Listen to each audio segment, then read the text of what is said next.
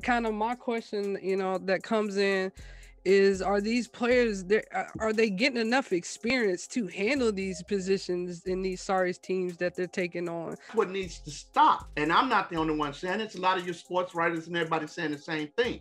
These fucking colleges are making tons and tons of millions of dollars off the backside of players who's not getting a dime.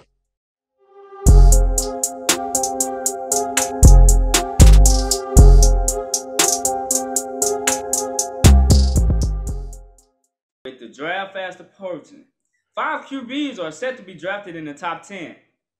Is this one of the most stacked QB drafts ever, or are teams just in desperate need of QBs? What do you guys think? I would definitely have to say they are in desperate need of quarterbacks.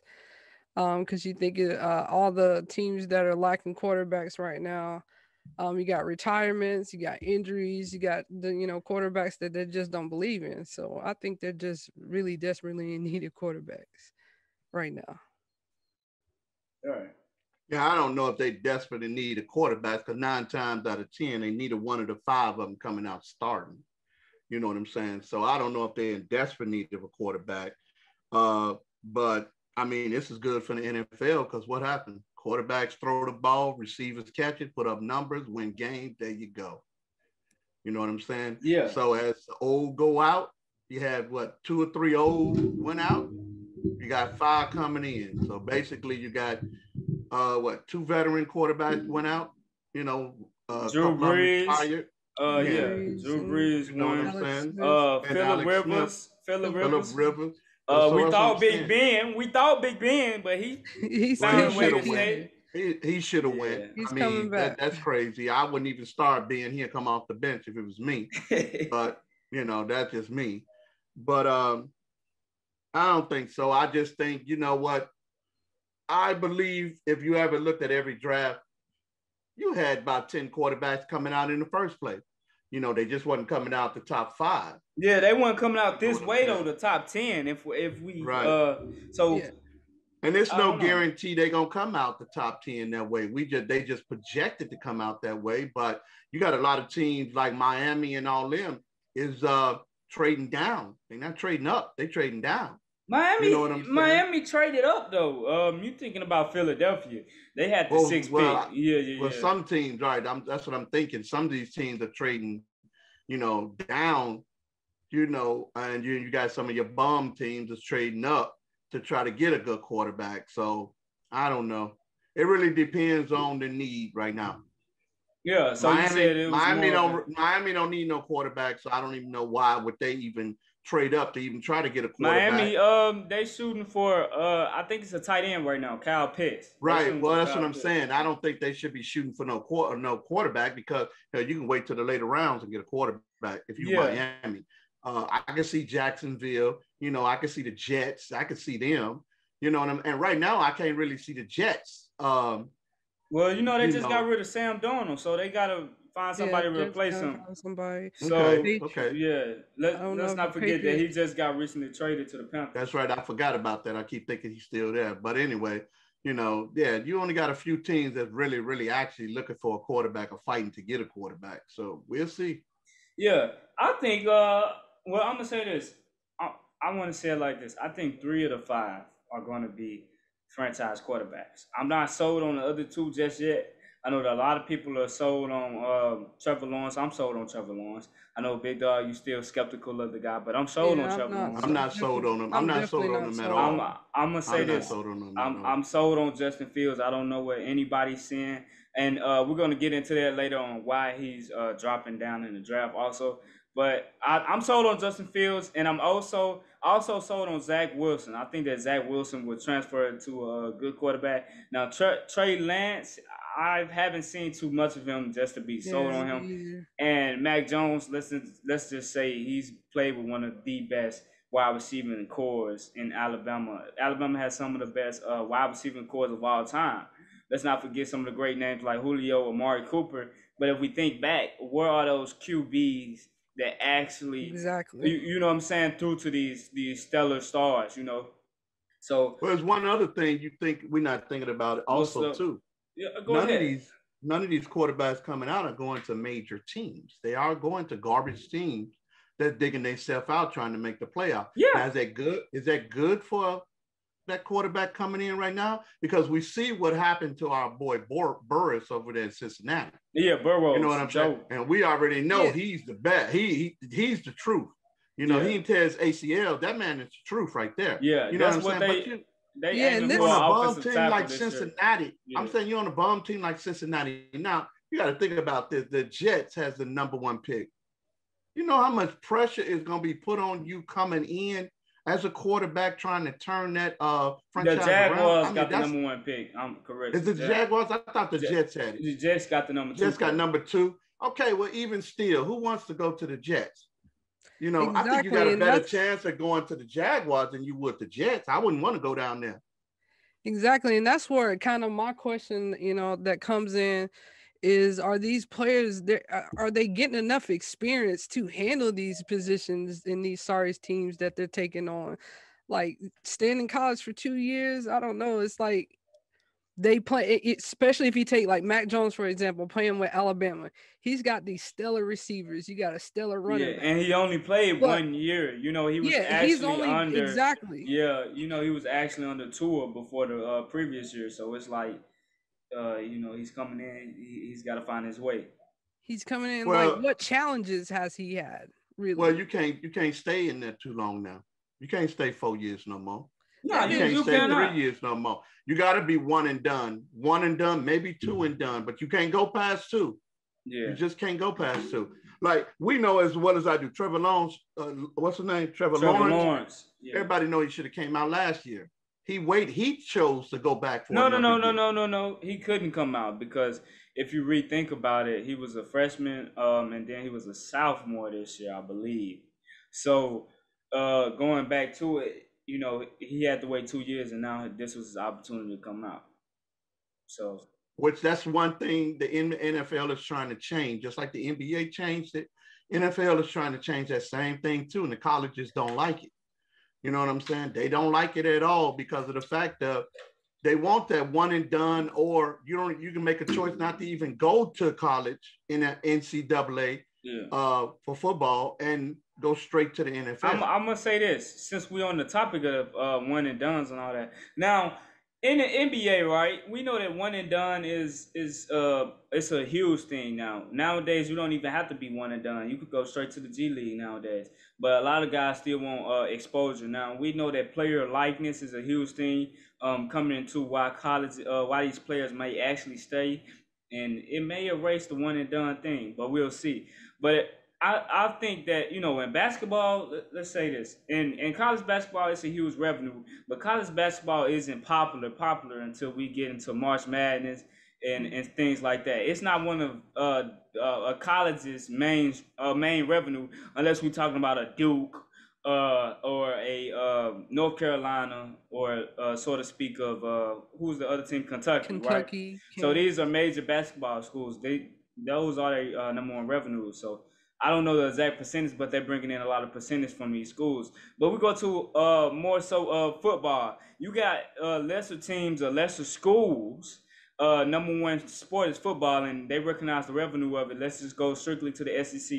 I guarantee you that I saw a stat. I'm not quoting exactly, but over 10 teams in the SEC are 50% revenue of their sales are all football alone. So if football actually did that, and I'm saying the NFL actually came into a development league, a lot of these colleges would not be able to operate. So I think that NFL may be taking that into account. I'm not sure, but a lot of colleges would not be able to operate if they didn't have their college funds of football. So it's a huge thing. So if NFL did that, they completely setting the script, and they gonna shut down a lot of colleges. So we'll have to see. But yeah, that was one side I didn't think about, is the economic side. Yeah, the economic side of it. So they probably but see, that's something that they're trying. That's the reason why the NBA is doing what they're doing now, and they came up with their G League.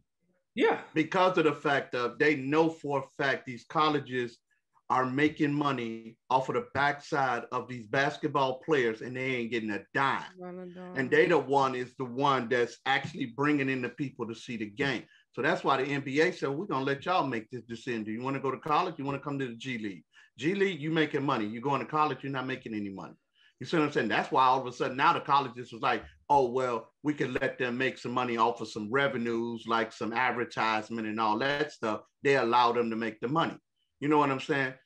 NBA know it's wrong is what NCAA is doing to these guys. That's the reason why they're trying to change it. You know what I'm saying? Because I can give a damn about these colleges. You're supposed to be there to educate, not for sports.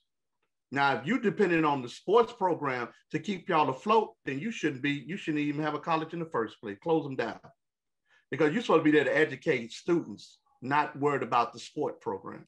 Yeah, that's the reason why the NBA is trying to make that change. They're trying to give you a choice when the colleges wasn't allowing these guys to have that choice.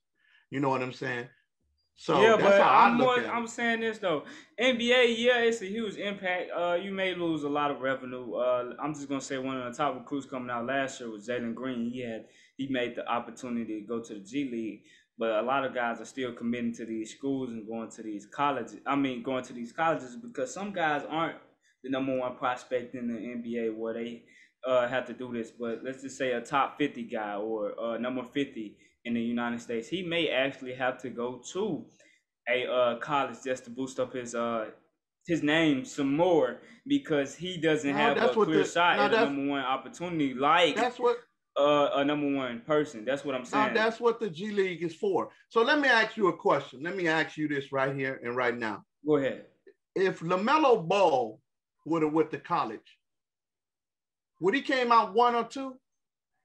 Yeah, LaMelo would have came out 1 or 2 regardless. So what's the point of me going to college when he went straight to the G League and still came out number 2? I'm saying this to say, hold on, let's say it like this. LaMelo was one of the top guards, top 10 guards coming out in his class. But I'm saying for guys that are below their top 10, I don't give a damn about them being below. Let me tell you something. There is no college program in the nation. There is no college program is going to develop these guys ready to play right now for the NBA. But the G League will, because you actually playing against NBA. But this is what I'm saying. Most guys who, let's just say this right, most guys have to develop more. I'm saying below that top 10 nation, right? Below that top 10 ranking scale, more or so, most of those guys are not just completely ready as a number one guy coming out of high school. I'm saying all this to say that these guys ranked below that have to go to some of these colleges to build up some more of their likeness, to build up some more of their development on the amateur scale, because coming into a pro league would make them not, they wouldn't be a factor, not applicable, not able to compete like as they would if they just went down to an amateur level, got some more of an experience, and then came to the pro level. What I'm saying is some guys are ranked nationally, but they aren't ready for professional basketball at the moment. I hear so some of those guys would decide to do that. It's some of them guys that got drafted this past draft that's not ready for the NBA, and they got drafted. They're not ready for the NBA. Hell, half of them ain't even playing. Yeah, they're not even getting minutes in the NBA because they wasn't ready. But I believe if you would have went through the program of the G League, you would have been ready to play. Because guess what? You're not coming out that G League until you're ready to play. Yeah, but this is what I'm saying. Imagine a guy being ranked top 50 or ranked right at 50. I give you one guy. But can I finish this out? Can I finish this out? Imagine a guy ranked 50 though, right? Imagine him ranked 50 and he was okay. Right, he came in the G League and was okay, but he stayed 5 or 6 years in the G League when he could have had an amateur play of coming into the college basketball realm, being producing there on the amateur scale, and then going into the NBA. All I'm saying is that some of these guys may actually spend more time in the G League than they have to when they should have just went to college for a year. I disagree because remember what I tell you this once before. In college, you playing with boys. G League, you playing with men. Okay, but some guys not ready to play with men. I'll give you this. Sam Bowie was the #1 pick, biggest bust ever coming to NBA. Biggest bust that ever come in the NBA. He was #1. Trash. Where's the development in college? Kwame Brown. Kwame.